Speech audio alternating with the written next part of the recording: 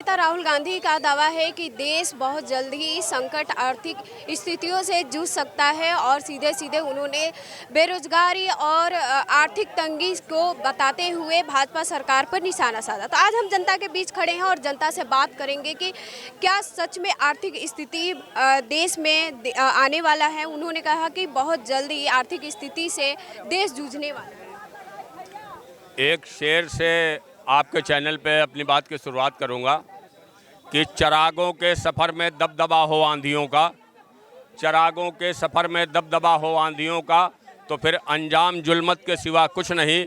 ये दुनिया नफ़रतों की आखिरी स्टेज पर है, इसका इलाज मोहब्बत के सिवा कुछ नहीं। आप जो मौजू पे बात करना चाह रही हैं, आज उत्तर प्रदेश की हालत इतनी पतली होती चली जा रही है।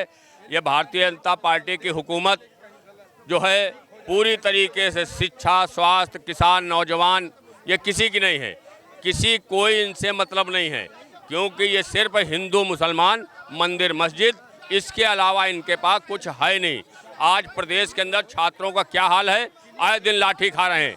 कोई एक पेपर नहीं है जिसको इनकी सरकार में लीक ना हो गया हो।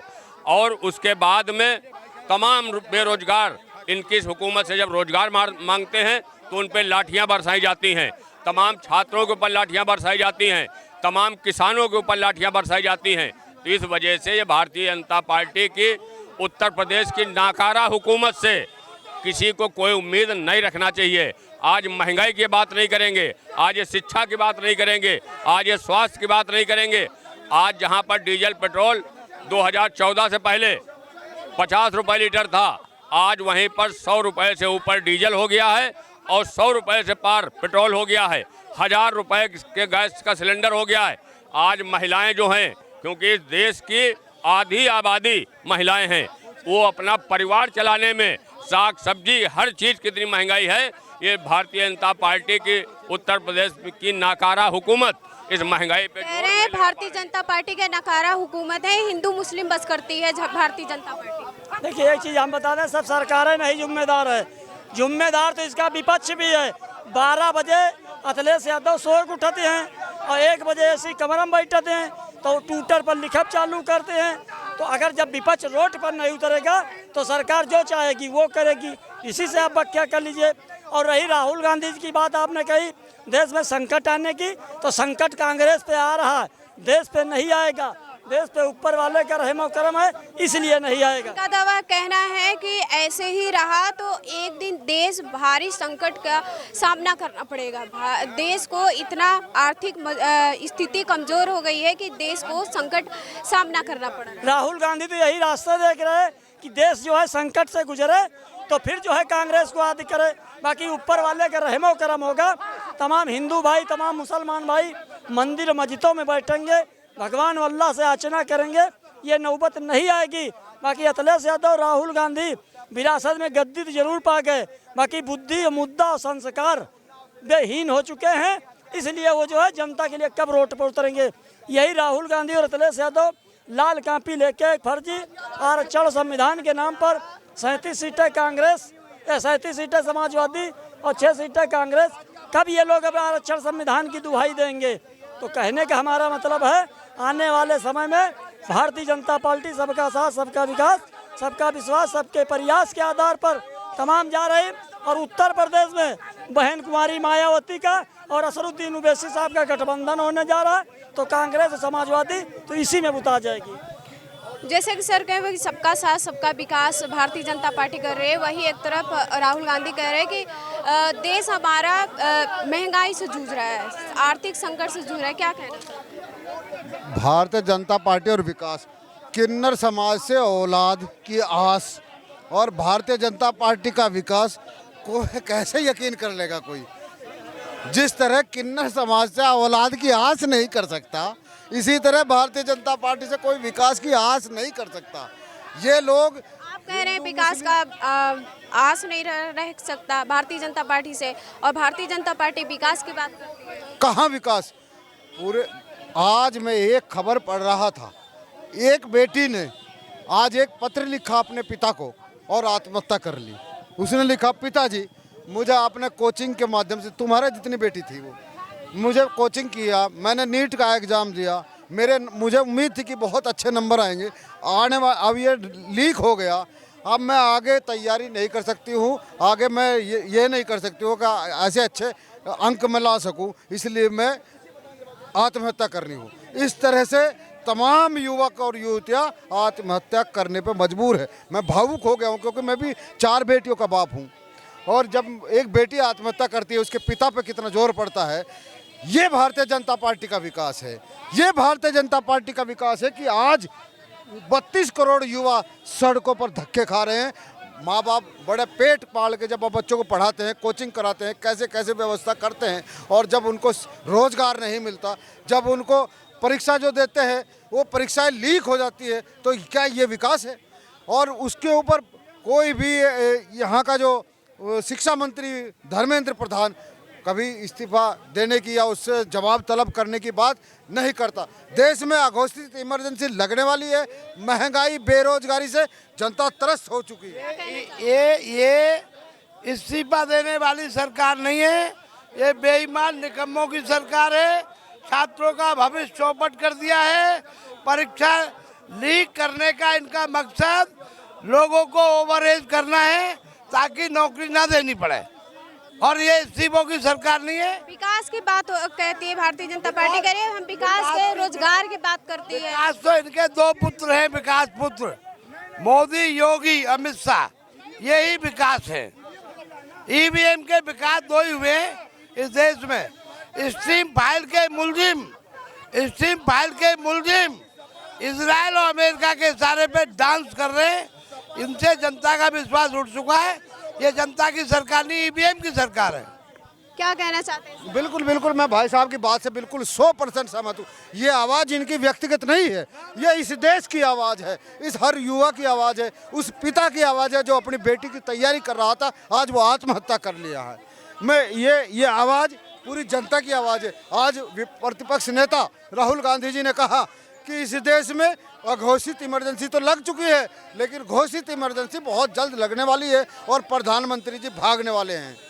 और यहाँ जिस तरह का कार्य भारतीय जनता पार्टी कर रही है, कहीं हिंदू मुस्लिम के नाम पर इनके पास कोई विकास नाम का कोई मुद्दा नहीं है, जनता से कोई सरोकार नहीं है। जनता किसी तरह भाड़ में जाए। आप सुबह उठते हैं तो 2 रुपये तेल पे बढ़े मिलते हैं। इनकी विदेश नीतियों के कारण आज तेल की मार हम झेल रहे हैं। ये देश अब महंगाई, बेरोजगारी और जो सत्ता के कारण आज जनता परेशान है, उस कारण देश विखंडित होने जा रहा है और इस देश में इमरजेंसी लगने जा रही है।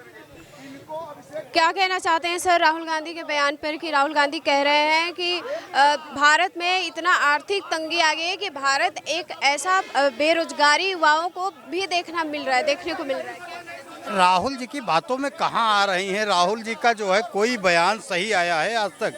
विपक्ष के नेता हैं, विपक्ष में आप मुद्दा उठाइए। विपक्ष के अगर नेता हैं आप, तो बेरोजगारी अगर है तो विपक्ष में बोलिए। विपक्ष में बोलेंगे नहीं, जा कर के हमारे मोदी जी से हाथ मिलाएंगे और रोड पे आएंगे, जो है सबसे बड़ा जो है सुनामी आने वाला है, ये है वो है। राहुल पूरी तरह सटिया गए, कोई मतलब नहीं राहुल का। राहुल पप्पू हो गया है, और उसका नाम पप्पू कहा है तो सही कहा है, वो बिल्कुल बेकार हो गया, उसकी बातें नहीं कर। दावा कर रहे हैं कि भारत में आर्थिक सुनामी आने वाला है, क्या कहना चाहिए? कहीं आर्थिक सुनामी नहीं आ रही है। माननीय मोदी जी की सरकार है, डबल इंजन की उत्तर प्रदेश में सरकार है। आप विकास देखिएगा, पहले का भारत देखिए और 12 साल का भारत देखिए, ज़मीन आसमान का फ़र्क है। पहले जो है कोई सुरक्षित नहीं रहा करता था, लोग भुखमरी से मरते थे, लोगों के पास कपड़े नहीं रहते थे, लोगों के पास खाना नहीं रहता था। लेकिन विपक्ष तो कह रहा है कि अभी भी बेरोजगारी है, अभी भी लोग भूख से मर रहे हैं, भुखमरी से मर रहे हैं। आप कह रहे हैं कि एक फिल्म बनी थी जो है उसका नाम था रोटी कपड़ा और मकान, वो फिल्म देखे थे आप? राहुल उस जमाने के हैं, मोदी जी इस जमाने के हैं। आज कपड़ा भी है लोगों के पास, मकान भी है और जो है रोटी भी है। और पहले लोग कपड़ा नहीं पहन पाते थे, आज 4-4 ड्रेस पहन रहे हैं, कहीं कोई दिक्कत नहीं है। पहले 40,000 की बाइक आती थी, लोग नहीं ले पाते थे, आज 1.5 लाख रुपए की बाइक हो गई है, हर घर में है। पहले कार जो है 20 लाख की आती थी, फॉर्चूनर लोग नहीं ले पाते थे, आज 52 लाख की आ रही है, तब फॉर्चूनर 4-4 हैं। पहले के विधायक देखिएगा तो जो है साइकिल से चलते थे, मोटरसाइकिल से चलते थे, जीप से चलते थे। आज जो है विधायक हर जो है जगवार से चलता है। विकास देखिएगा तो 12 साल में जितना विकास हुआ है, इतना पहले एक एम्स हुआ करता था, आज 7-7 एम्स हैं। पहले जो है फैक्ट्रियों के लिए लोग सोचते थे कि कहाँ लगेगी, आज हर जनपद में 3-3, 4-4 फैक्ट्रियाँ लगी हुई हैं। क्या कहना चाहते हैं सर आप? क्या सर? जिस तरह से राहुल गांधी दावा कर रहे हैं कि आर्थिक संकट आने वाला है देश पे। ऐसा है, ये नेता लोग हैं, उस पार्टी के लोग हैं ये, तो उसकी तो गुणगान इन्हें करना ही है। हम भी उस पार्टी को वोट दिया है, उसके ही गुणगान करेंगे। वैसे पश्चिम उत्तर प्रदेश में अभी तक किसी ने निगाह करके नहीं देखा है, उधर कोई इतना विकास नहीं है जितना इधर विकास है पहले से ही। लेकिन पश्चिम उत्तर प्रदेश में नहीं है इतना विकास, और घोटाले ज़्यादा है वहाँ पे। किसी में कृषि विभाग में देख लो, उसमें घोटाले, बहुत ज़्यादा घोटाले हो रहे हैं उधर। वहाँ कोई धरातल पे काम नहीं है, सिर्फ फाइलों में है, कागज़ों में काम है, और कुछ नहीं है। कह रहे हैं कि बच्चे पढ़ाई भी नहीं कर सकते हैं, इतना आर्थिक पेपर लीक हो रहा है, आर्थिक स्थिति इतनी कमज़ोर होने वाली है कि एक आप लोगों ने कभी ऐसा देखा ही नहीं। नहीं, सुरक्षा के बारे में तो नंबर 1 पे है उत्तर प्रदेश। सुरक्षा के बारे में तो कोई बात ही नहीं है। सुरक्षा के बारे में तो योगी जी ने हर प्रदेश मांगता है, लेकिन हम पश्चिम उत्तर प्रदेश की बात कर रहे हैं जहाँ पर विकास अधूरा है, विकास पूरा नहीं हुआ है। तो योगी जी भी सहारनपुर जाते रहते हैं कितनी बार, लेकिन उसने उत्तर प्रदेश की, पश्चिमी उत्तर प्रदेश की सहारनपुर डिस्ट्रिक्ट की भी उसने जो है पूरी स्थिति का पता नहीं है। कितने मिनट का हुआ भैया? राहुल गांधी कह रहे हैं कि देश पर आर्थिक संकट आने वाला है, क्या कहना चाहते हैं? आर्थिक संकट राहुल गांधी जी कह रहे हैं, तो आर्थिक संकट तो आम जनता भी देख रही कि आर्थिक संकट आ गया है। माननीय प्रधानमंत्री नरेंद्र मोदी जी कह ही रहे हैं कि तेल कम जो है खरीदिए, पेट्रोल डीजल कम खरीदिए, गैस कम खरीदिए, और जो है स्थिति खराब चल रही है। उन्होंने ही बोला था ना कि देश 1947 की तरफ जा रहा। कौन बोला है? देश के प्रधानमंत्री आदरणीय नरेंद्र मोदी जी बोले हैं। तो आर्थिक संकट की तरफ जा रहा, तो राहुल गांधी जी कह रहे हैं, तो कौन सा गलत कह रहे हैं? यहाँ कहे थे कि हम देश को आगे ले जाएंगे, देश को आगे ले जाते जाते जो है पीछे चला गया देश। तो कौन जिम्मेदार है? कह रहे थे ना, देश नहीं झुकने दूंगा, देश नहीं बिकने दूंगा। रेल बेच दिए, भेल बेच दिए, LIC बेच दिए, हवाई अड्डा बेच दिए, बंदरगाह बेच दिए, सब कुछ तो बेच दिए। आप बताइए बचा क्या है? बचा क्या है आप ये बताइए ना। और ऊपर से बेरोजगारी है, MA MSc MCom PhD DLIT IIT करके लोग बेरोजगार। आप कह रहे हैं कि बेरोजगारी है, सरकार कहती है कि हम हर युवाओं को रोजगार देते हैं, नौकरियां देते हैं। कहाँ दे रहे हैं? महंगाई चरम पर है, बेरोजगारी चरम पर है, भ्रष्टाचार चरम पे है, और देश कैसे जो है होगा? आम जनता परेशान। हाँ, देश का 90-95% गरीबी में जी रही है, केवल अडानी अंबानी अमीर हो रहे हैं, वही लोग आगे जा रहे हैं। आम जनता तो परेशान है, बेबस है, लाचार है। तो माननीय प्रधानमंत्री नरेंद्र मोदी जी इसका जवाब क्यों नहीं देते हैं? क्यों नहीं देते हैं भाई?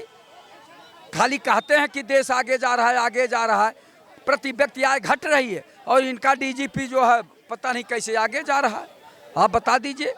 हालत बहुत खराब है देश की। आम जनता से पूछिए, किसान से पूछिए, नौजवान से पूछिए, बेरोजगार से पूछिए, महिलाओं से पूछिए, क्या हालत है। दिन पर दिन हर चीज़ महंगी होती जा रही। कौन इस तरह से राहुल गांधी दावा कर रहे हैं कि देश में आर्थिक संकट आने वाली है, सुनामी आ जाएगी, क्या कहना चाहते हैं? देखिए, इसकी सरासर जिम्मेदार भारतीय जनता पार्टी की केंद्र की सरकार है। नरेंद्र मोदी जो 2014 से लेकर के 2026 तक अडानी और अंबानी के लिए काम कर रहे थे, उन्हें देश की गरीबी, महंगाई, बेरोजगारी, पेट्रोल डीजल बढ़ते हुए दाम से कोई मतलब नहीं है। देश की अर्थव्यवस्था पूरी तरह से ध्वस्त हो चुकी है, डूब चुकी है। दिल्ली के पार्लियामेंट में लीडर अपोजिशन राहुल गांधी जी, माननीय अखिलेश यादव जी जब बोलते हैं तो कोटा के सांसद लोकसभा अध्यक्ष ओम बिरला माइक बंद करने का काम करते हैं। इस सरेआम संविधान की हत्या है। और आने वाले समय में 6 जून को दिल्ली में इंडिया गठबंधन की बैठक होने वाली है, और उस वजह से देश की एक दिशा तय होने जा रही है। और आखिरी जून में देश के प्रधानमंत्री नरेंद्र मोदी नहीं होंगे, दिल्ली की सरकार चेंज होगी, क्योंकि मोदी जी के ऊपर से देश का भरोसा उठ गया है। मोदी जी कभी किसानों और नौजवानों के मुद्दे को नहीं उठाए, ये केवल अडानी और अंबानी के लिए काम किए हैं। और जिस तरीके से उत्तर प्रदेश में महंगाई बेरोजगारी बढ़ रही है, पेपर लीक हो रहे हैं, हर जगह हर जनपद में हत्याएं हो रही हैं, सरेआम इसका जिम्मेदार योगी आदित्यनाथ हैं। योगी आदित्यनाथ जी, सरेआम हत्या हो रही है। सरकार कहती है कि हम जो हत्या कर अपराधियों को सजा दे रहे हैं। देखिए, उत्तर प्रदेश में मुख्यमंत्री जी के द्वारा पोषित गुंडे सरेआम प्रदेश में हत्या कर रहे हैं। योगी आदित्यनाथ जी स्वयं सबसे बड़ा माफिया है जो अपने मुकदमे वापस लेते हैं और वो पूरी तरह से सरकार चलाने में विफल हैं। उत्तर प्रदेश की जनता 2024 के चुनाव में जिस तरीके से इंडिया गठबंधन और माननीय अखिलेश यादव जी के नेतृत्व में 24 का चुनाव जीता है, आने वाले समय में भारतीय जनता पार्टी का सुपड़ा साफ करने का काम करेगी। 2027 में समाजवादी पार्टी माननीय अखिलेश यादव जी के नेतृत्व में सरकार बनेगी। पूरे उत्तर प्रदेश में अपराध, लूट मार, हत्या, बलात्कार की बाढ़ आ गई है। सरकार का कोई अंकुश नहीं है।